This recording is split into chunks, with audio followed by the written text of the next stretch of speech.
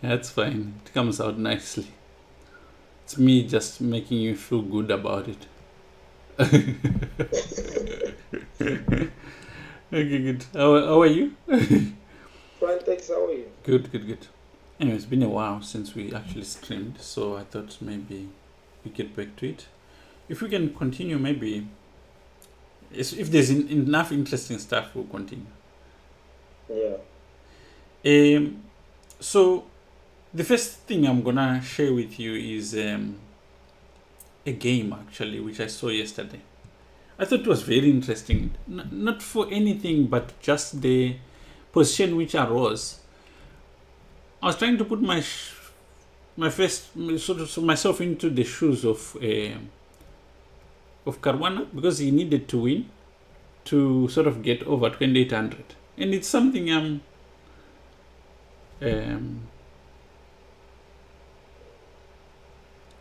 yeah, Can I just mention something? yeah, You know this A3 system. You yeah. know when I saw you play out the move, I know exactly where this line can be found because I have the book as well. Oh, really? Uh, it's called Dangerous Weapons Sicilian. It's an edition, so it's got different lines for many different openings. And I know this Hmm. by myself, this A3 line. So it's very interesting seeing that a GM has played it. Ah, interesting. You know who actually mentioned this to me? Chase has been going through a crisis of openings, and yesterday I was in my office watching this game, and he passed by and he says to me, "Oh, I really hate playing this time and of system because of that particular line. Hmm. I didn't even know about it." And Yeah. he was like quite adamant that this line is not easy for black to get equality. It's very annoying for black. Yeah, I didn't even know about this line. Because I So mean, because usually that Darsko bishop would love to come to b4, and now if this one, included a3, yeah, and now aha. if included a3, it's like where does it go now? Now Is it going? I know why he knew more about it. For a while, Mm, I saw him making a living playing this Bishop Bevo line. And suddenly, I think because he wasn't getting it because of the A3 position, mm. it wasn't interesting anymore. Oh, okay. I didn't know it's a line. So it's got what dangerous lines? Dangerous weapons, and Uh-huh. then the Sicilian defense. I'll actually send it through. Okay. Thanks. All right. So he goes here. I mean, the reason why knight f5 works obviously is because of the mate, right? Yeah.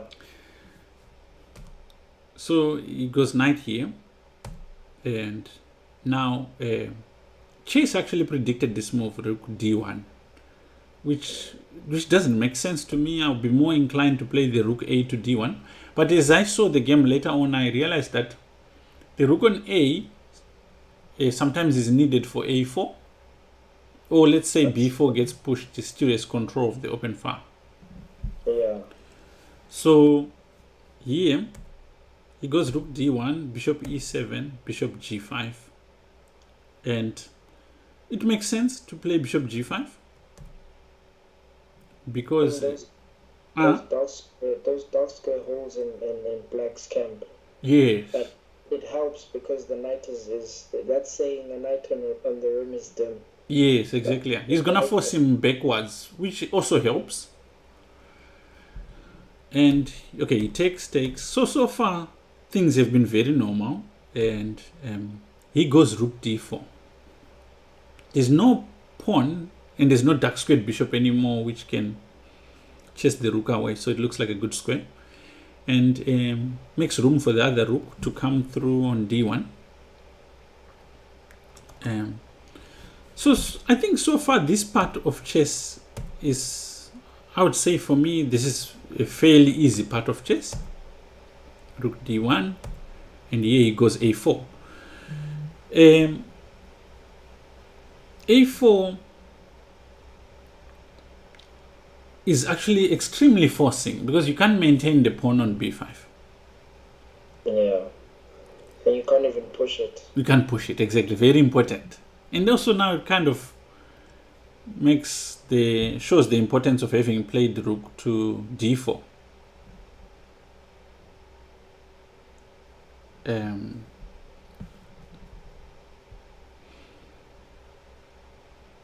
So okay,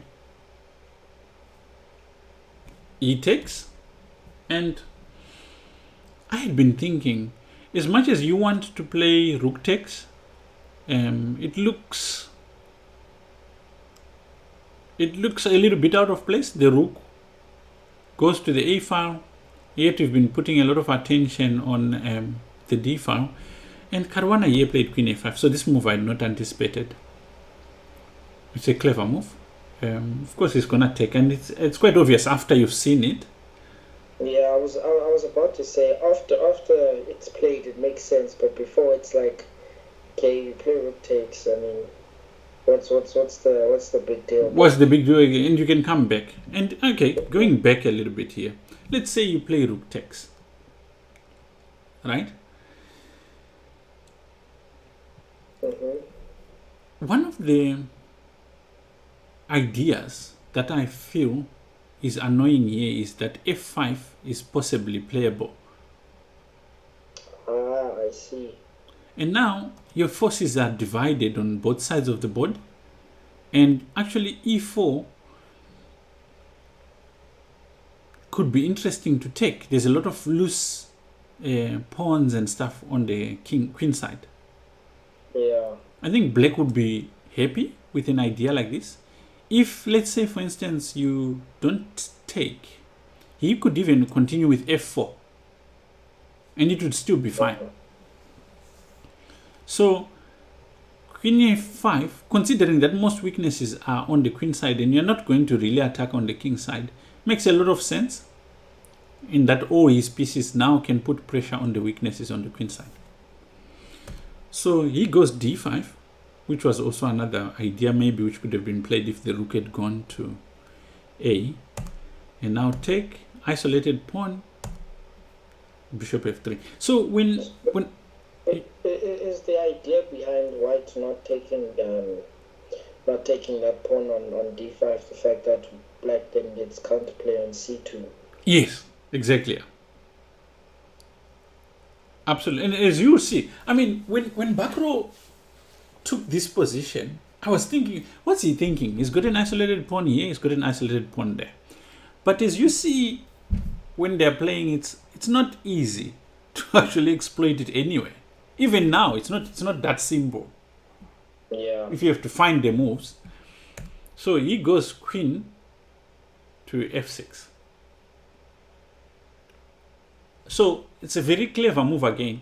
If you try to take like this, he takes, and you take, let's say, or you take with the rook, but then b2 is hanging. c2 then is loose, and you're exchanging a couple of pieces, which you don't want. So, sorry. This is, yeah.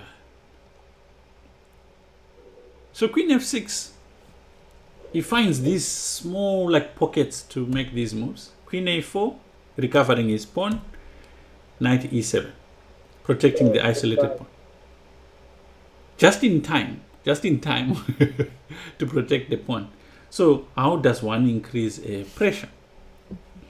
The thing is that with this weakness, he doesn't have to hurry also. So he goes h3.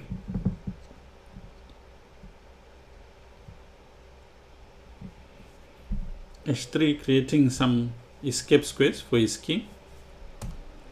h6, he goes knight e4. Knight e4. Again, after you see it, it makes sense. But before you see it, you could easily overlook it, right? The reason I'm sighing is because I'm just looking now, for example, d takes the knight, after rook takes d8, you take the bishop on f3. Rook takes f8, followed by rook to d8. And it's mate. And you can't ignore. That's nice. Right? Okay. So, okay, it's quite telling. He goes queen to b6. Because that was also a principle of attack, right? He was threatening the queen. It wasn't just a move, a gimmick. So, now rook b4. Just very simple. Again, a principle of attack on the queen. And here bishop c6. You know, almost every move that was happening here, especially at this point, was just something that was beyond my usual frame of reference for consideration. It's, in a way, it's almost like Black is defending his weaknesses, but in a very nice tactical way. So now, if you take on b6, he takes on a4, and if you take on a6, he takes on c2. Yeah. And this, you lose a piece. yeah.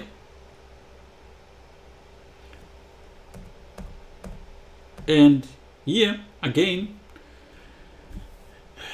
there was a guy that we were looking at his material at some point. I think he's a very strong grandmaster and trainer. He also was a trainer for Bakro. I don't know if of Opon Mariov. He wrote a book called Critical Thinking in Chess. Or Critical Moments in Chess, something like that. Old man, very good scientist actually. Anyway, he has a way of evaluating positions where he can tell you like it's a dynamic position or it's a static position. This kind of position, if things continue the way they are, it's very good for white. Because he's just got the better position. So, white is playing for stability, but black is playing for chaos. Yeah. So he goes queen a3, and again, okay, the queen is under attack, so queen c7, and he goes knight g3. Again, everything is settled, almost like reminding black that he still has those weaknesses, right? Bishop b5. Again, nice way of defending the pawn. You can't actually chase away the bishop on b5. And he goes rook here. Very tactical. Again, after bishop b5, black is threatening to take c3. You don't really have the time to play c3 yourself, because every time you do that, you also create some weaknesses. b2 pawn, bishop can come to c4, and if you go b3, you can go back to b5, and c3 becomes a weakness. Yeah. So he goes rook d4 first. Now he's protecting c2 indirectly because of the hanging. Yeah, because of the knight to e7. Exactly. Yeah. He goes rook e8, protecting the knight. It's like baby threats. He protects his knight. And that's what I'm noticing throughout this game. It's just tiny threats. Very small threats. And you know, like once he gets that pawn, he's winning the game. So you can't give it to him. So again, protects the knight so that he can pick the pawn on c2. So white goes. And this was the part which actually interested me most when I saw the game. Caruana like keeps like being accurate to the T with each move. So he goes c3, bishop goes to c4. Now, any effort you put on this pawn to attack it is now sort of reduced because of these two minor pieces. I mean, you don't even need to calculate, right? Yeah. The moment those two minor pieces are on the pawn, because you've got one minor pieces and two major pieces. Yeah. Okay.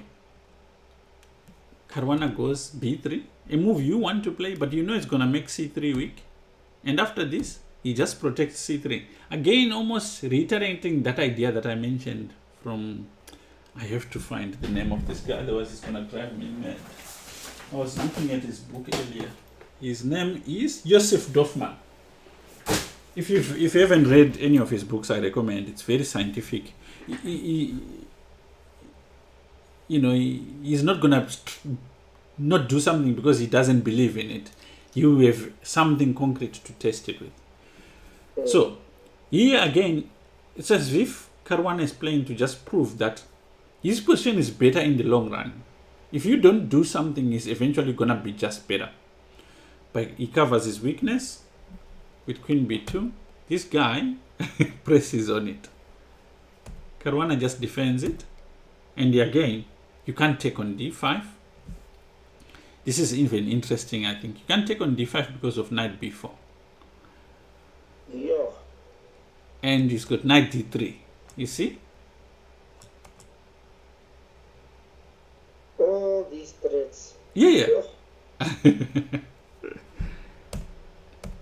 So, but do you see? Like, I feel like if your technique was good like this, you could play weak positions and beat players locally because they just would not be able to pick everything that you're doing. You see what I'm saying? And also, I think with local players, I think we also have this thing of we can find the first few difficult moves, but eventually our brain gets tired because it's like, when does it stop? Yes, exactly. Yeah. Let's just take the pawn. I don't know if you've ever seen a video of Carlsen saying that no player can withstand 10 consecutive threats. Have you ever heard of this? I've never heard. So he was just demonstrating it at Blitz that if you threaten someone consecutively for like 10 moves, they blunder. Sure. Now imagine like the kind of pressure you have to be under. You're gonna miss something playing a player like this. And here Caruana just played rook D1. He's not in a hurry. The pawn is a weakness anyway. It's not going anywhere. Now knight E5. Again, not an easy idea. I mean, look at Blake's last few moves. Here he threatens knight check. He also threatens here. So White's move is forced. Bishop E2. And okay, take. There's no threat that this knight can use to discover here. And I was about to ask, so what is the reason for White not taking back with the knight? Because I'm thinking there's a nice outpost on D4 as well. And I'll tell you why. And this is actually quite. I'm very happy. I can I can put some 2 cents to it. Okay, if you look at chess, right? If you look at the principles of chess, the basic principles of chess, could be subdivided into 4 basic elements. Either you're playing for material, or you're playing for initiative, or you're playing for space, or you're playing for development, right? That's quite obvious. If you take with the knight, you're violating principle of maximum activity. You're also violating principle of least active piece. You're also violating principle of attack. Right? The knight going back makes it less active. Obvious. That's obvious. The queen taking on E2 attacks A6. Okay. Right? Makes sense. And also, I said principle of least active piece. If you look at the knight and the queen, the piece which is not doing much here is the queen. Yeah. So, on principle, taking with the queen is the most accurate move. So, Black defense. Again, just to demonstrate that it's actually quite a good move. Now White puts the knight on F5. If you had played E2, you would need 2 more moves to make this idea work. So there's a couple of ideas behind knight F5. Number 1, according to Nimzovich, before attacking this Isolani, you must blockade it, prepare for it, and then attack it. Although that's very slow in this position. Number 2, it's an attacking move. It's a proper attacking move. It attacks G7. It could potentially fork the rooks on D6. Such a simple idea, but one you have to take into account. It goes Queen F6, and now Knight E3. What's he attacking? The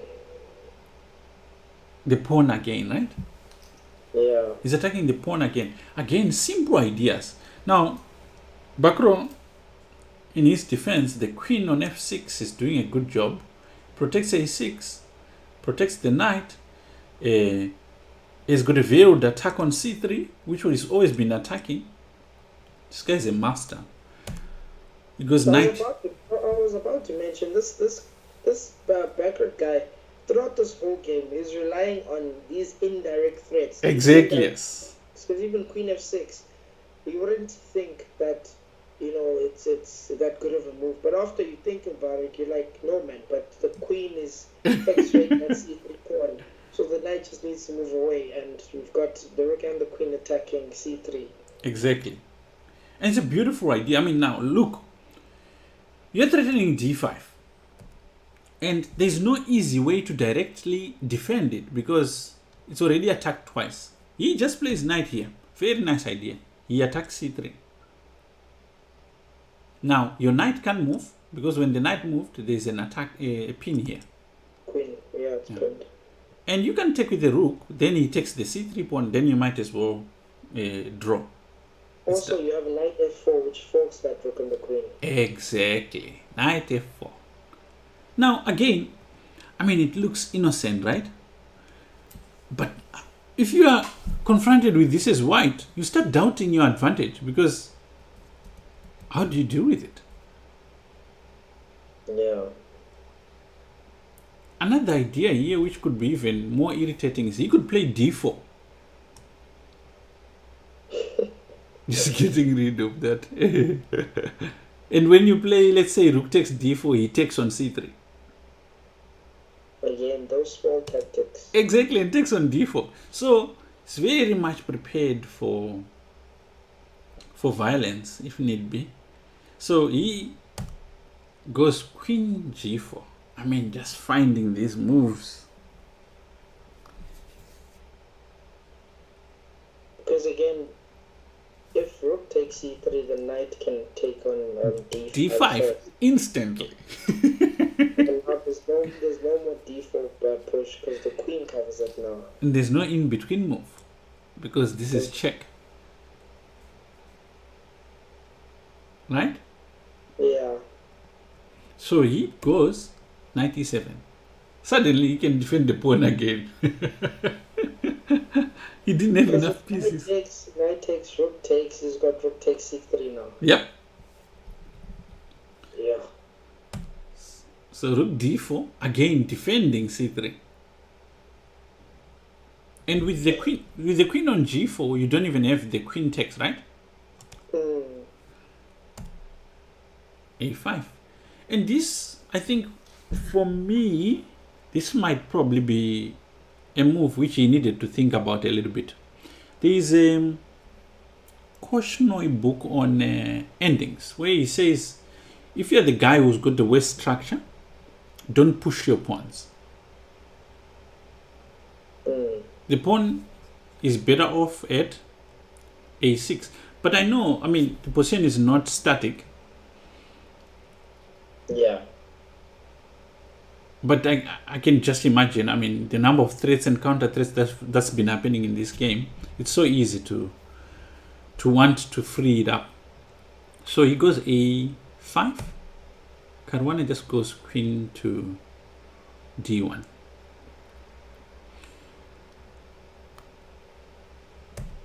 Rook c5. Okay, of course, queen d1 was putting pressure here, but he wasn't gonna take immediately. Queen d2. Now c3 is protected, which means the rook on d4 can actually afford to take on d5. I was actually looking at queen d3, but I suppose it does the same thing. Because I was worried about that f5 square. Aha, like a knight coming there. But again, in this kind of position, the more you exchange the minor pieces, the easier it becomes to exploit the isolated pawn. So it's almost like you're inviting that knight f5. Yeah, you want him to play. You don't want to prevent him from playing. Yeah.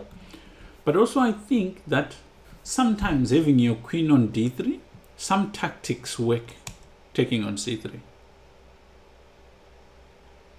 Do you see what I'm saying? Yeah. Oh, you know what I've just seen now? Yeah. Just imagine that the knight on e3 wasn't there. Yeah. And our queen did go to after d3. It's just a crazy line. Rook takes, c3, rook takes, and then knight f5. Knight f5. But then you with the back rank idea. There's just okay. I see what you're saying. Yeah. All right. So okay, he just puts more pressure on c3. He can't defend d5 forever, but he knows c3 has to. Okay, Caruana again, simply with the idea that I'm always gonna be able to at least defend my weaknesses. He just defends c3. Again, Bakro plays h5. I just don't know what else to suggest. But I know that from that cautionary idea, if you're the guy who's got the worst structure, refrain from pushing your pawns. Rook here. Caruana almost knows that it's almost like he's in a partial sukswang and he's going to push these pawns. But if you look at what Bakro has done on the king side, this is what's recommended if you're defending an inferior rook ending. You put your pawns like this because it takes more time to capture them. Yeah, I've seen Carlsen do that a lot in his games. Yeah, this is a very good idea. Okay. Now g3. And this, you can see Caruana has almost made the same structure on the king side. He wants to play h4 at some point. Okay, so now b4. White can make progress, and while white has got a pass pawn, black has got a pass pawn, but his pass pawn is blockaded. He goes rook b5. Now, there's an idea here of playing knight c6, which would neutralize the advantage for white. So he goes rook f4. Now g3 makes more sense now. Just a quick question. Yep. Maybe there is a tactic I'm missing here, but I'm just trying to understand what stopped the white from taking this pawn now. On this position. On d5. Oh, on d5. Okay, I didn't calculate this, but let's see. Okay, so let's go knight takes. I think you're forced to take, right? Yeah, you're forced to take, and then rook takes. Rook takes.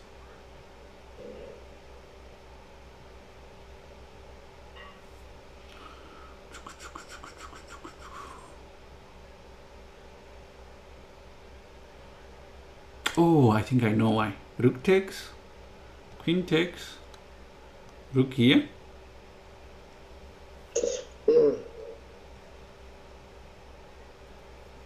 And now you'd be forced to do something passive. Yeah. I'm not sure what would be the better one. Queen g2 just doesn't make sense. You don't have queen d4. You don't have queen c5. So you're probably forced to play rook f1, right? Or you have queen a8 and then you sit on a7. That looks funny, right? Yeah.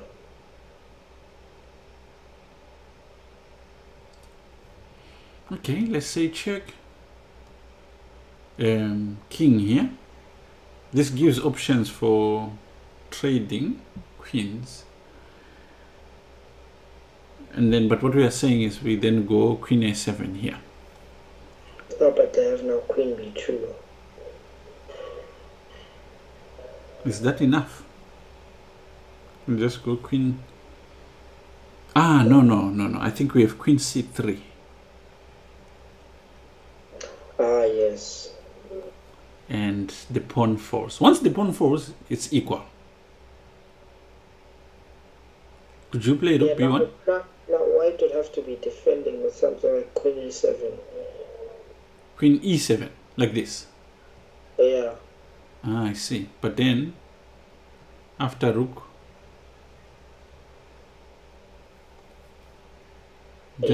just break your pawn, right? Yeah. All right. So going back, I don't know, but let's check maybe with an engine quickly. We said what? Okay, what? Knight takes, eh? Yeah. Let's say knight takes here. It recommends rook takes d5, rook takes d5, knight takes d5, queen takes d5, then rook c2. Okay, like what we were thinking. I think Black is just, it's the same line we looked at, eh? Yeah, and it's going into the same line we looked at. Check, king g7, queen a7. And interesting enough, queen c3 is the second line, but even much more devastating is h, creating weaknesses. Yeah. But this kind of work is really, it pays off. So he goes rook f4, Caruana goes rook f4. But imagine perceiving this during the game, right? It's very serious. I mean, very interested in getting it, but getting it clean without wasting any resources. So he goes queen c3,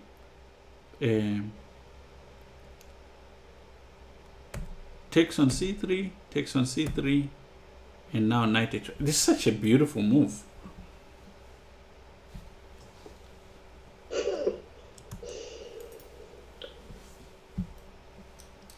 Again, he doesn't have anything huge in terms of an advantage. Yeah. But he's pressing. And I mean, if black takes on g4, the rook lands on the 7th, I think it's end of game from there. Yeah. Small things, right? Okay. He has to defend.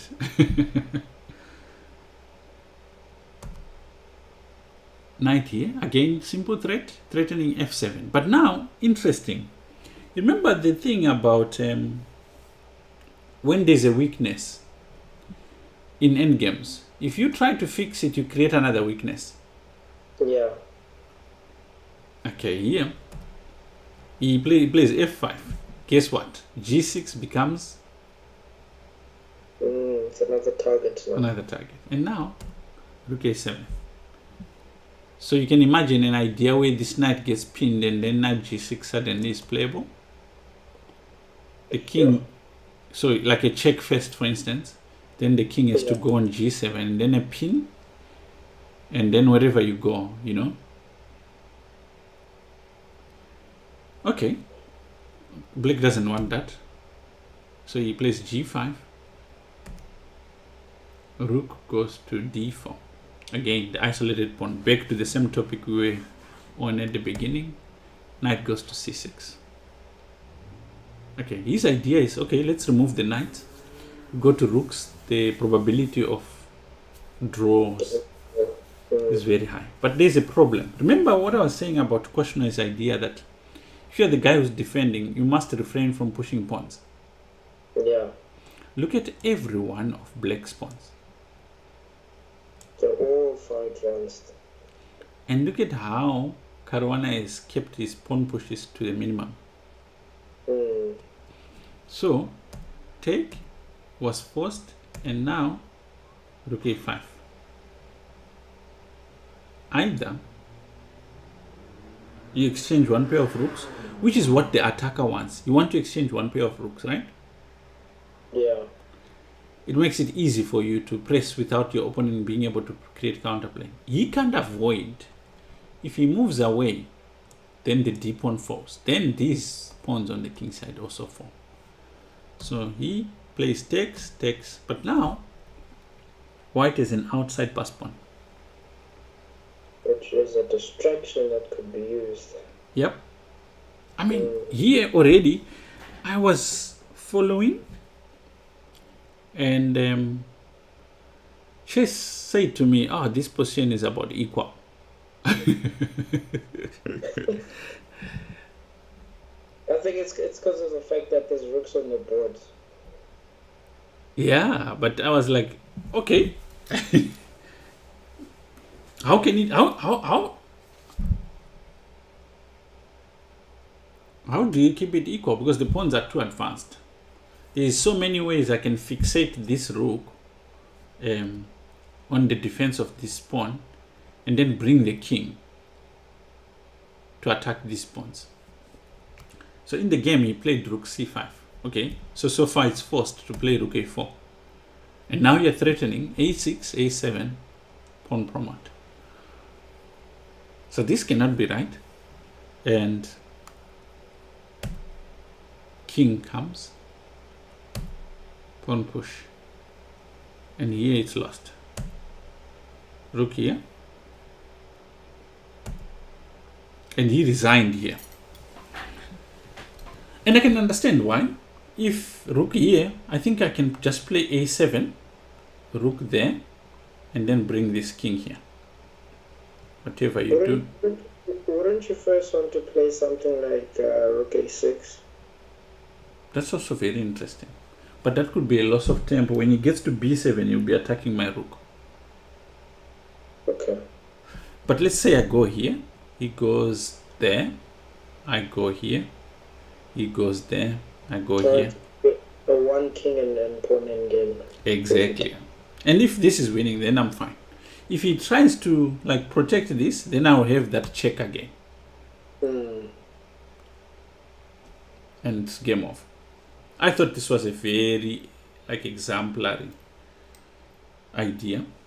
I tried to think that maybe here, when he plays rook c5, when he plays here, what if he had played king here? Because this was the idea that when you quickly go there, he's gonna take here. So my idea was that here take and king f6, but then I realized that rook here. Yeah. And he's winning. Oh man, he's so good. Then again, all because black's pieces and pawns on the same rank. Exactly, yeah. Brilliant game. Brilliant game. And he was one of the last players to play yesterday. Yeah, no, this game is very very interesting. I mean, from the small, tactical defenses that black kept on utilizing. Yeah. And the patience that Karana had to not be tempted to take that pawn. Yeah. Yeah.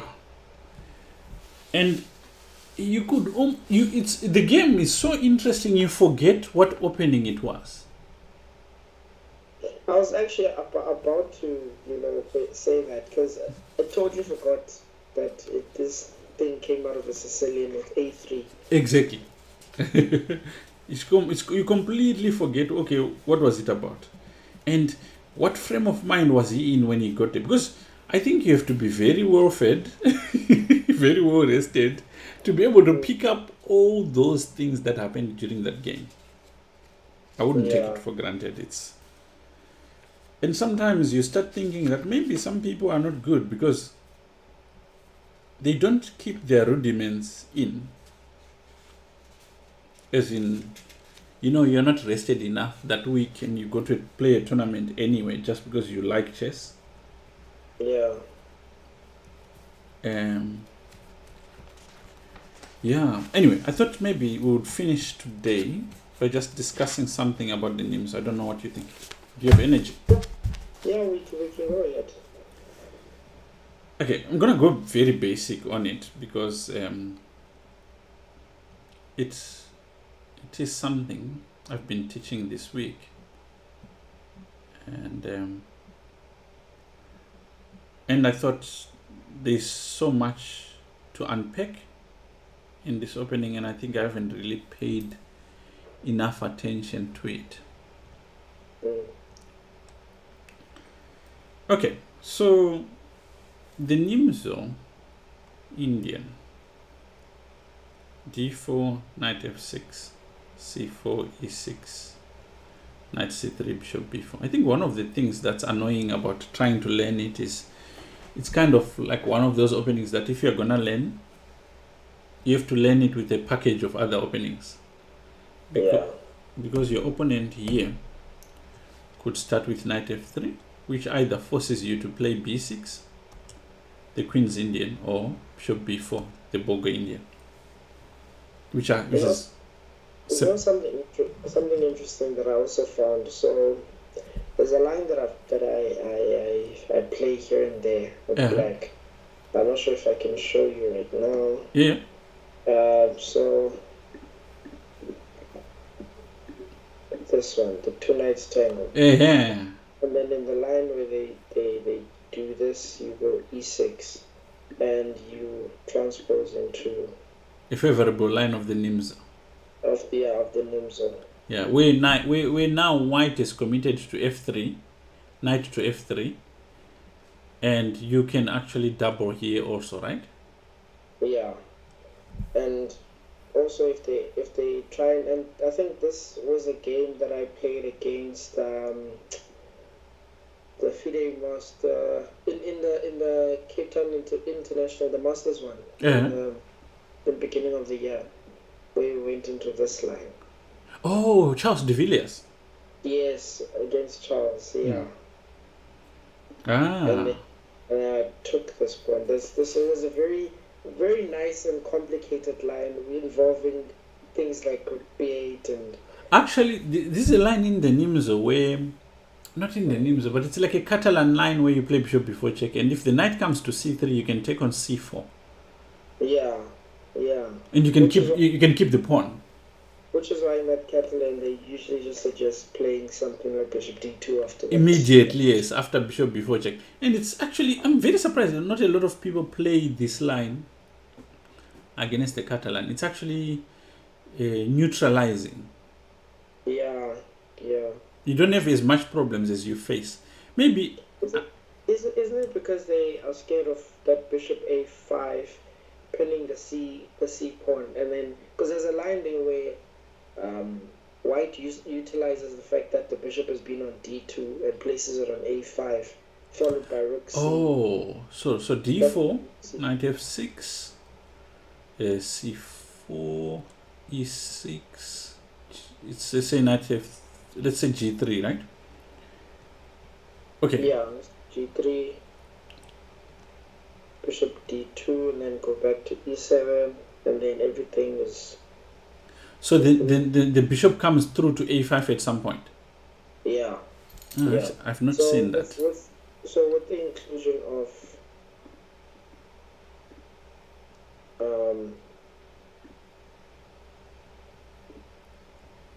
and then in that line, yeah, the bishop eventually finds its way here. That would be interesting. I wanted to dig into these kind of ideas very slowly. Yeah, we haven't played the correct move order, but yeah. Because I think another thing is that after d4, d5, c4, e6, I think it's knight f3, knight f6, g3. This is the proper move order that most people want to get into this line, get into it like. Yeah. Then d2 here, then they go bishop e7. And after bishop g2, castles, and they go c6 here. I think. Or at least the line that I looked at, they go c6, and then b6, knight b d7, bishop b7, or bishop a6. Yeah, this line is annoying for white. The specific, especially with the inclusion of that bishop before check, because white still has to deal with the bishop. Exactly. Bishop. Exactly. Yeah. I think Slav players have the option of actually sort of using this as a weapon against the Catalan because it fits into their repertoire. Now, with the d4, knight f6 approach, c4, e6, if someone decides to go into the Catalan with g3, I think you can now still force the Bogo. It's not the same. It's not the same like when you have d5 already played. Yeah. It's not the same. But that's what I'm saying. Okay, another idea here is that, okay, d4, knight f6, c4, e6. If someone decides to play the Catalan, you can always go back to the Queen's Gambit. In a way, sort of Queen's Gambit way of dealing with it. So if they revert to knight f6, for instance, now you go back into that line. But these are move order challenges, right? Yeah. All right. So d4, knight f6, c4, e6, knight c3, and bishop b4. Now here, most most of the time we are taught that we shouldn't be trading the bishop for the knight. I mean, as you get stronger, this is one of the things that that's sort of reiterated over and over. Yet in the Nimzo Indian, this is kind of like your plan, right? Yeah. So, what do you think is the reason why it makes it worthwhile for us to give up this bishop for a knight? Structural weaknesses. So that one is obvious. The double points that white is going to have in the c file, plus the isolation of the a pawn. Correct. All right. So we know this. But what else? Because it can't be the only reason.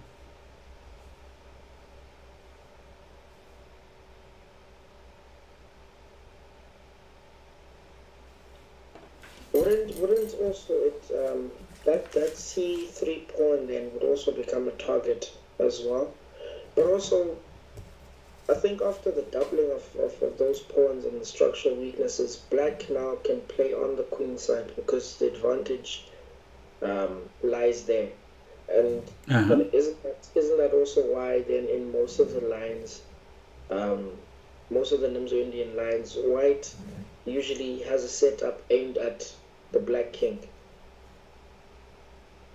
True. He must press.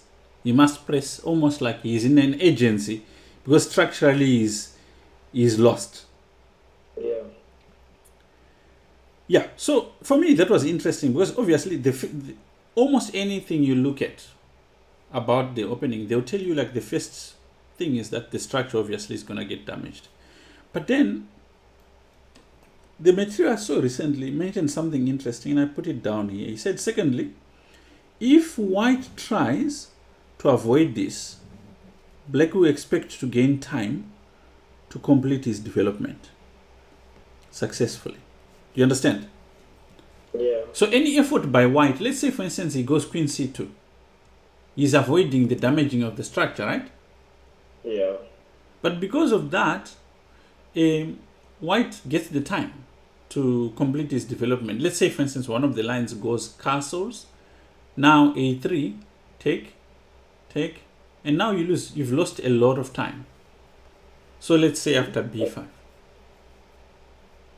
I've never seen this line before, and I'm already intrigued because I can see how you're gaining even more time by exactly. I mean, look at these pieces.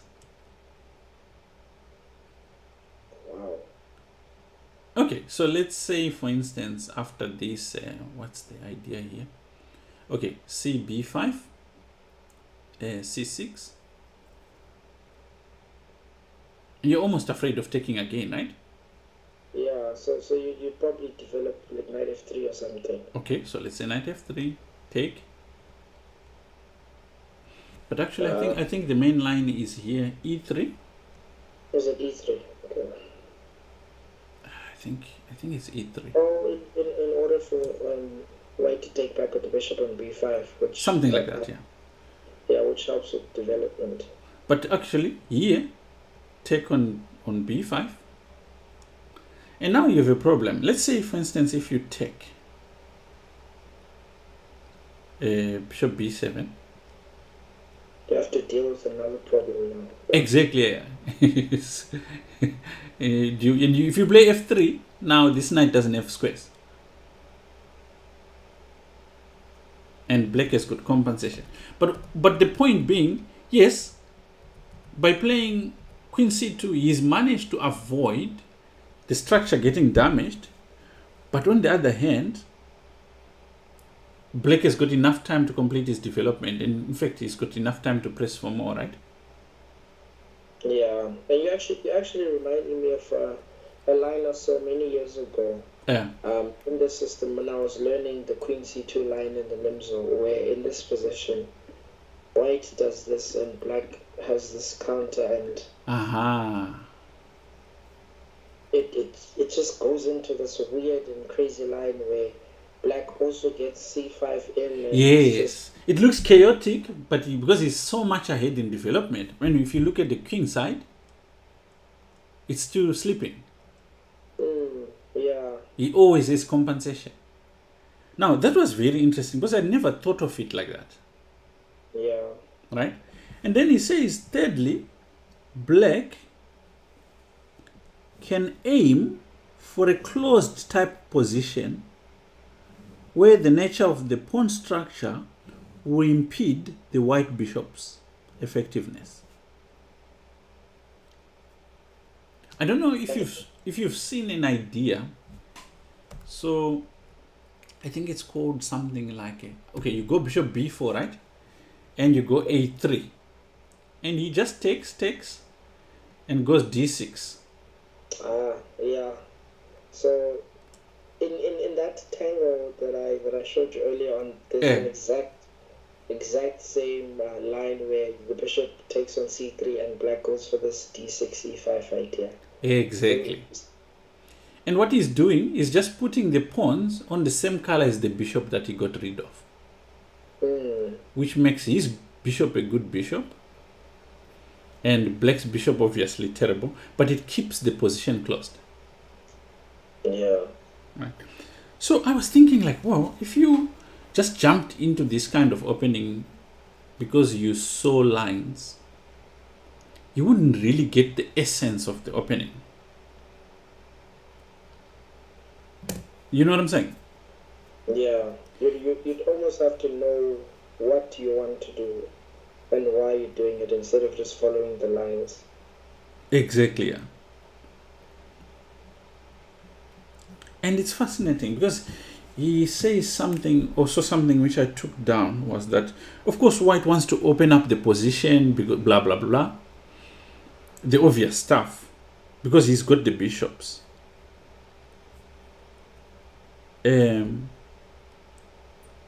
He mentioned something like the secret of playing good chess is to follow well-established rules as often as possible.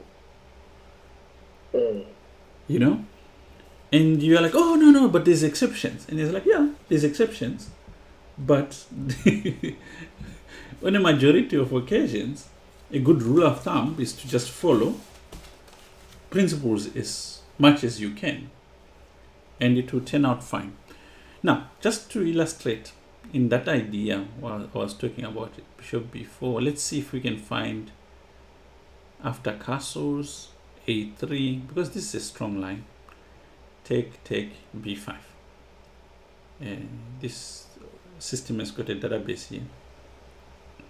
And the most critical line we are interested in is that after c takes b5, c6, we want to see what would happen with the most greedy of lines, right? Yeah. Okay, let's say pawn takes could be the most greedy. Let's say pawn takes. Let's start with pawn takes. And there is a game here. I want to choose a good theoretician. Let's insert a game by Neidich. Okay. He takes with the knight. I don't know why he moves his queen instantly.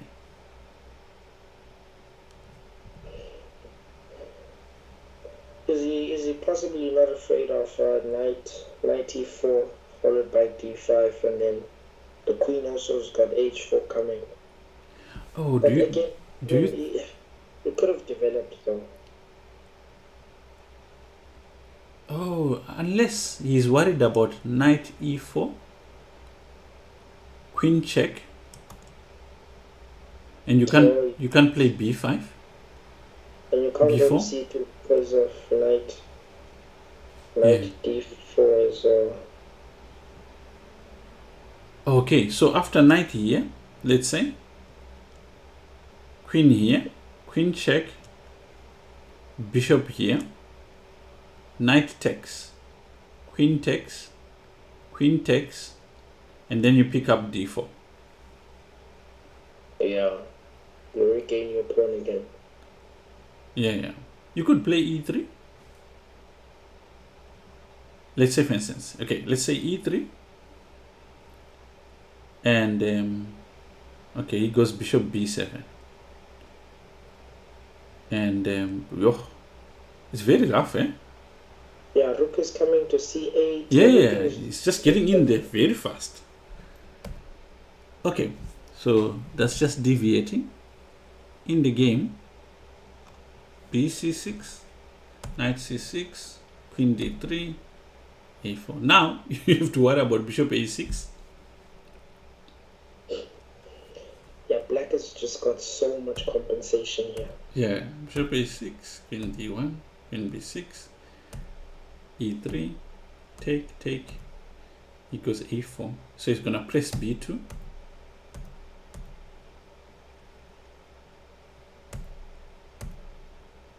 Queen here,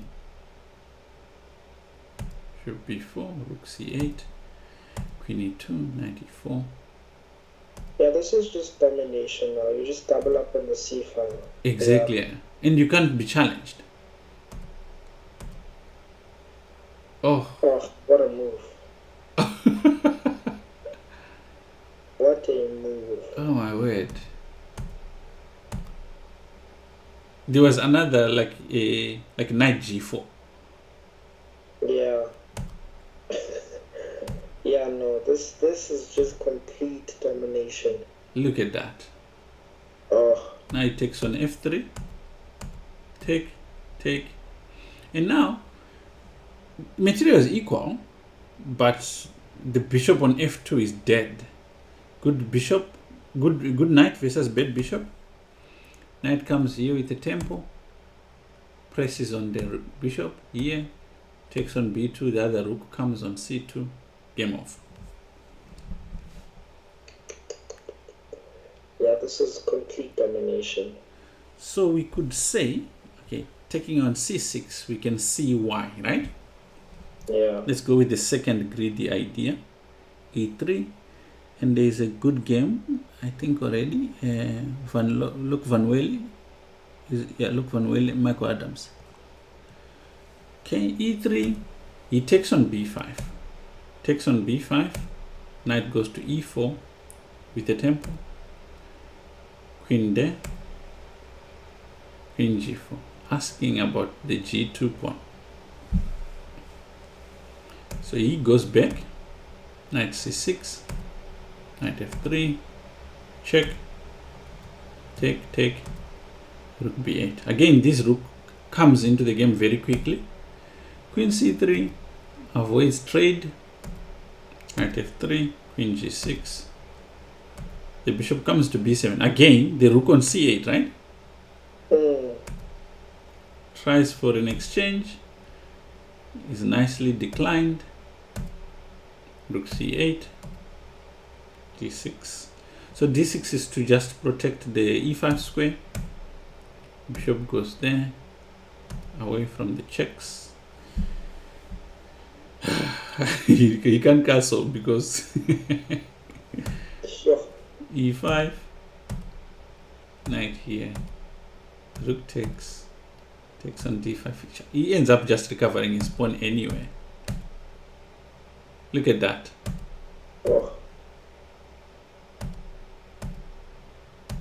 Oof. The knight couldn't take because of bishop g2. Yeah. G2. Queen a7, takes with check, give up. Yeah. So our second sprung into life. Yeah, just like that, yeah.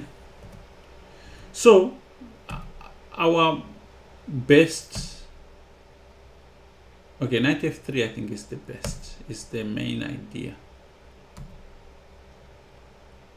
But even here you can find some good games. I think it's called the Adorian Gambit or Adorian Gambit. b5 here. But this would be worth looking at. It's based on very basic principles. Makes a lot of sense. Puts pressure against your opponent. And as we saw, I think, like from that Caruana game we looked at first, putting your opponent under those kind of consistent threats that are very logical can be quite unpleasant. No, I underestimated this opening. I never even thought of this b5 idea. You know, actually, now that I'm thinking of it, it's reminiscent of that G4 idea in the Slav play. Yes. When first played it, and now it's also it's a move played by Black in one of the Sicilian lines. One of the Yes. Sicilian lines. It's quite common now because I think people can sort of test it at home before getting into an event, and they are quite certain, like it will work. But I think also it's that thing of now people are getting less greedy with material. Yeah. That thing of back then, like you'd want to just hang on to a pawn. Yeah. At whatever cost. But now it's just like, if I have to give up a pawn to complete my development, I will.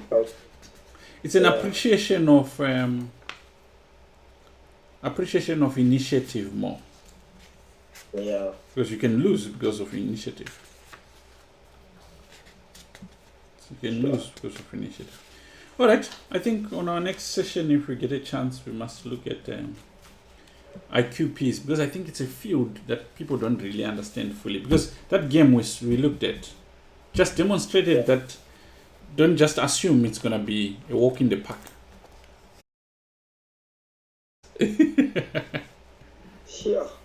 Yeah. All right, Lilita, it's late. Let me let you go. And I think this was actually quite nice. Minentle has been really pushing for us to do this. I just haven't had the time and energy. But I think it would be nice to start doing it again. All right, no, definitely. Thank you so much for your time. And let me just end for everyone else, and then I'll finish. Thank you, guys. I don't know who the three people we had were.